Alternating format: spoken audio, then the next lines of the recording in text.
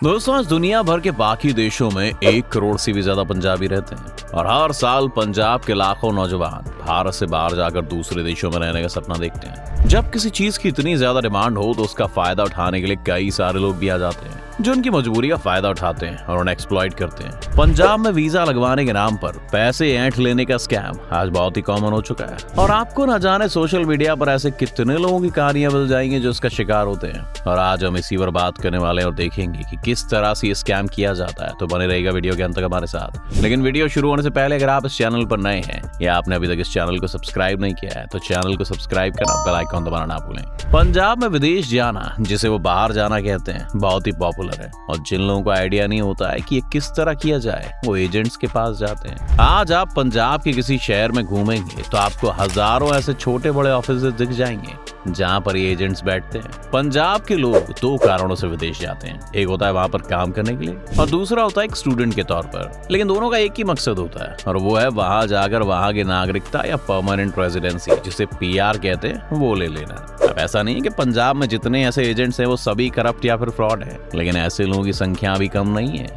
अगर हम पहले स्टूडेंट वीजा वाले स्कैम को देखें तो ये किस तरह से किया जाता है। जैसे ही आप यहाँ पर जाएंगे तो आपको कह देंगे कि 5 से 20 लाख रुपए में आपका सारा इंतजाम हो जाएगा। इसके बाद ये लोग आपको कई सारे कॉलेजेस दिखाने लगते हैं और फिर बताते हैं कि किस तरह से जिन लोगों को इन्होंने वहाँ भेजा था वो आज अच्छी नौकरी कर रहे हैं और वहीं पर सेटल हैं। जब आप ये पैसा दे देते हैं तो या तो फिर एजेंट भाग निकलता है या फिर वो फेक डॉक्यूमेंट्स बना देता है और एक प्लेन की टिकट करवा देता है। इस टिकट के सहारे आप वहाँ पहुँच तो जाते हैं, लेकिन एयरपोर्ट पर ही आपकी डॉक्यूमेंट ना होने के कारण अरेस्ट कर लिया जाता है। इस स्कैम में दूसरा तरीका ये होता है कि डॉक्यूमेंट्स और कॉलेजेस दोनों ही रियल होते हैं, लेकिन ये कॉलेज किसी भी तरह की क्वालिटी एजुकेशन नहीं देते जिससे कि आपको फ्यूचर में जॉब मिलने में आसानी हो। अगर हम कनाडा की बात करें तो वहां पर आज कई सारे ऐसे कॉलेजेस खुल गए हैं जहां पर 80 से 90% स्टूडेंट्स पंजाब से ही आते हैं और इन लोगों से बाकी कॉलेजेस के मुकाबले 4 गुना तक फीस वसूली जाती है। ऐसी एक यूनिवर्सिटी है कनाडा की क्वांटलैंड पॉलिटेक्निक यूनिवर्सिटी, जो एक छोटा सा कम्युनिटी कॉलेज है और 2018 में शुरू हुआ है, लेकिन इसके बावजूद भी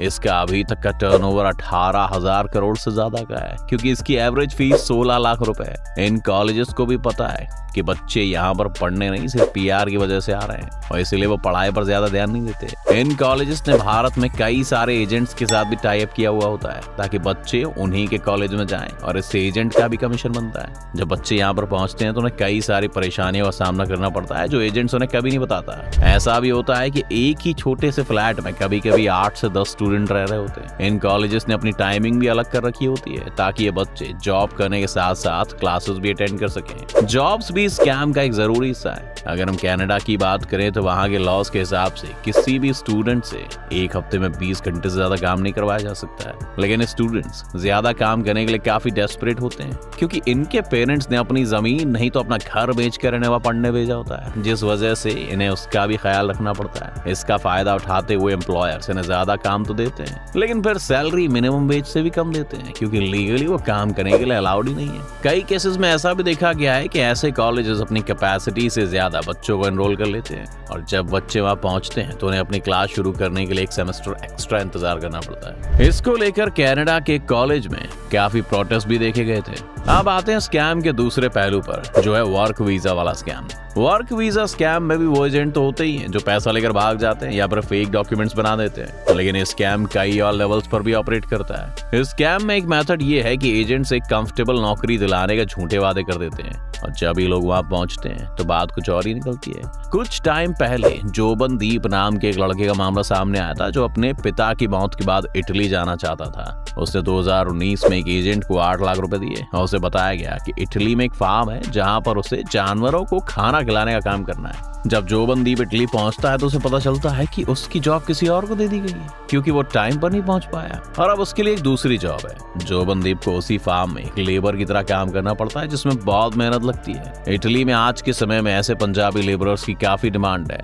और इटली में लाजियो रीजन में इस समय 13,000 से भी ज्यादा पंजाबी लेबरर्स काम कर रहे हैं और यहीं से इटली की ज्यादातर फ्रूट्स और वेजिटेबल्स की डिमांड पूरी होती है। कई बार तो इन वर्कर्स का पासपोर्ट भी ले लिया जाता है और इन्हें महीनों तक सैलरी भी नहीं दी जाती ताकि वो काम छोड़ छोड़कर ना भाग जाएं। वैसे भी भागने का ऑप्शन इन लोगों के पास नहीं होता है, क्योंकि वो अपने देश में इतना लोन लेकर आए हैं कि अगर वो यहाँ काम नहीं करेंगे तो फिर लोन भी नहीं चुका पाएंगे। इससे ना सिर्फ फिजिकली बल्कि मेंटली भी लोग टूट जाते हैं। और ऐसा ही जोबनदीप के साथ भी हुआ, जब पैंडेमिक में उससे ये सहा नहीं गया और उसने आत्महत्या कर ली। पंजाब में वर्क वीजा के नाम पर एक दूसरा रैकेट भी चलता है। जैसा कि हम जानते हैं कि वर्क वीजा के लिए कुछ स्किल्स चाहिए होती है और साथ ही प्रोसेस थोड़ा ज्यादा लंबा है। कई तरह के कारणों से कुछ लोग या तो डॉक्यूमेंट्स पूरे नहीं कर पाते हैं या फिर उनका वीजा रिजेक्ट हो जाता है। तब भी अगर ये इतने ही डेस्परेट रहे तो फिर एक दूसरी स्कीम लेकर एजेंट्स उनके पास आ जाते हैं। ये होती है इलीगल इमिग्रेशन की स्कीम। इसमें होता ये है कि अगर आपको यूएस जाना है तो फिर ये लोग आपको मैक्सिको की टिकट करवा कर दे देते हैं और फिर रात के समय ये आपको मैक्सिको से बॉर्डर क्रॉस करवा कर यूएस पहुंचा देते हैं। इस तरह से इलीगली जो इन देशों में एंट्री करते हैं उनके लिए तो प्रॉब्लम्स और भी ज्यादा बढ़ जाती हैं, क्योंकि उन्हें पर ऐसी जॉब्स करनी पड़ती हैं जहां पर उन्हें सही से पैसे नहीं दिए जाते और वो इसकी कंप्लेंट भी किसी से नहीं कर सकते। इसके अलावा उन्हें हमेशा ही अथॉरिटी से बचकर रहना पड़ता है जिससे कि वो डिपोर्ट ना हो जाए। ऐसे लोग ना ही उस देश में जाकर किसी भी तरह का इंश्योरेंस ले पाते और ना ही सोशल सिक्योरिटी बेनिफिट्स। कुछ एस्टिमेट्स के मुताबिक हर साल करीब 40 से 45 हजार पंजाबी लोग हर साल इस तरह से इलीगली माइग्रेट करने की कोशिश करते हैं। पंजाबी म्यूजिक डायरेक्टर और रैपर भिंडा औजला ने भी एक इंटरव्यू में बताया था कि वो एक बोट में यूके गए थे, कई साल इलीगली वहां रहे। इसके अलावा एक दूसरी तरह का स्कैम जो पंजाब में देखा जाता है वो शादियों से जुड़ा हुआ है। कई सारे स्कैमर्स एनआरआई बनकर परिवारों को अप्रोच करते हैं और शादी के नाम पर लड़की के घर से काफी सारा दहेज ले लेते हैं, क्योंकि सभी पेरेंट्स चाहते हैं कि उनकी बेटी वहां जाकर बाहर सेटल हो जाए। इसलिए वो स्कैम को देख नहीं पाते हैं और कभी कभी तो अपनी पूरी दौलत तक लुटा देते हैं। आजकल ये स्कैम अलग ही तरीके से किया जाता है, जिसमें ये स्कैमर्स अप्रोच इस तरह से करते हैं कि अगर आपको विदेश की पीआर चाहिए तो आप एक फेक शादी कर लो और वहां जाकर डिवोर्स ले लेना। इस स्कैम में लड़के और लड़कियां दोनों ही फंस जाते हैं और बाद में जब वो पेमेंट कर देते हैं तो शादी से पहले या फिर शादी होने के बाद उनका पार्टनर विदेश चला जाता है और वो कहता है कि वहां से उन्हें टिकट भेज देगा, लेकिन फिर टिकट कभी नहीं आती।